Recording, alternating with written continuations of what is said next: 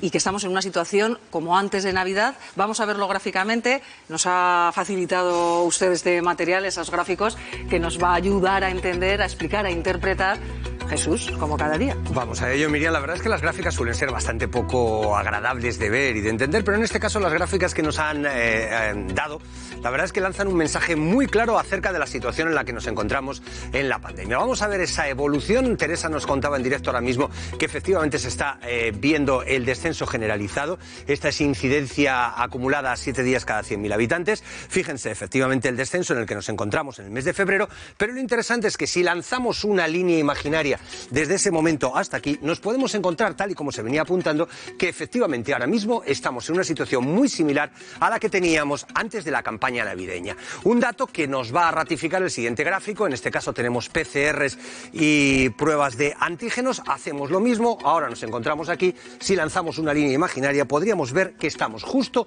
en la situación similar al comienzo de esta ola que acabamos de padecer. Vamos a continuación porque este dato nos da un elemento significativo y muy interesante para el análisis. Aquí hay un lío de líneas, no se preocupen, pero lo más importante es que la línea esta de color, que es la que lidera la pandemia, es la del grupo de edad que pertenece a los 15 a los 24 años. Y se observa tanto en esta ola como en la anterior, como son los más jóvenes los que tiran de los contagios y después arrastran al resto de los colectivos de edad. Y por último, atención, estas son las dos últimas olas, la que hemos pasado y la anterior. Efectivamente constatamos la bajada importante de ingresos de enfermos en plantas. No se nota tanto la bajada de ingresos en UCI, pero lo que cabría hacer es abrir un poco más la gráfica e imaginar el futuro. ¿Tendremos de nuevo ahora una nueva subida o, por el contrario, se quedará en horizontal? Vamos a empezar por ahí, vamos a preguntárselo a Jesús. ¿Tendremos una nueva subida? Porque aquí se ve claramente lo que estamos aprendiendo de gráficos los periodistas durante esta pandemia. Jesús lo explica una vez más de manera fantástica. Pues a ver, como bien decía Jesús, las UCIs, como se ve ahí, todavía estamos en el nivel máximo, es decir, no han bajado. Así como las hospitalizaciones en planta sí que llevamos bajando una semana y media, 10 días, de manera continua. En cambio, en el nivel de UCIs llevamos en el mismo nivel, digamos, máximo que hemos alcanzado después de esta ola navideña.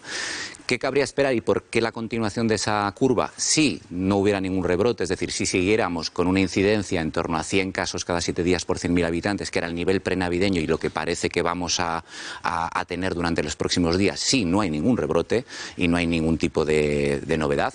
Entonces tendríamos que esperar todavía hasta mediados de marzo para lograr un nivel de UCI similar al que teníamos antes de Navidad. Es decir, que hemos abierto, estamos desconfinando, estamos, digamos, relajando las medidas, pero ojo, porque a nivel de críticos estamos, digamos, todavía en un nivel muy alto, de hecho, de los más altos que hemos tenido en esta ola. Y si comparamos esta curva con las anteriores, o esta ola con las anteriores, ¿es más suave la caída? ¿Es igual? O sea, por lo que estamos viendo... ¿Es el viendo, mismo modus operandi en las 4 olas aquí, en las 3 olas en España, Jesús? Era interesante ver la gráfica de edades porque, como decía Jesús, hay un efecto que se ha visto también en la ola de julio, la ola que tuvimos aquí en julio, y es que el grupo de edad de entre 15 y 25 años siempre es, digamos, es como el pródromo, ¿no? El síntoma de que algo va a pasar. Cuando empiezan a subir en ese grupo de edad, aunque el resto de grupos de edades es como la luz roja. Es como una luz roja. Hay unas cuantas luces rojas y esa es una de ellas. Y después se ve como tiran, seguramente contagios en casa, contagios en otras edades, y es muy parecido a lo que hemos tenido. Quizá la salvedad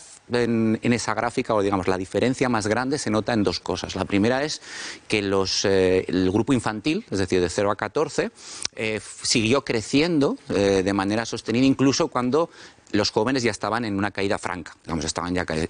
Ellos seguían subiendo. Eso no se vio, por ejemplo, en la ola anterior, pero bueno, es un detalle. Y el otro detalle que es significativo y apunta un poco a una tendencia que a nivel nacional el Instituto de Salud Carlos III ha apuntado, y es que parece que en las residencias, aunque es muy prematuro hablar de esto, porque hay que dejar pasar más tiempo, sí, el número de brotes ha disminuido. Y es verdad que no... Que, digamos, eso es fruto de la vacunación.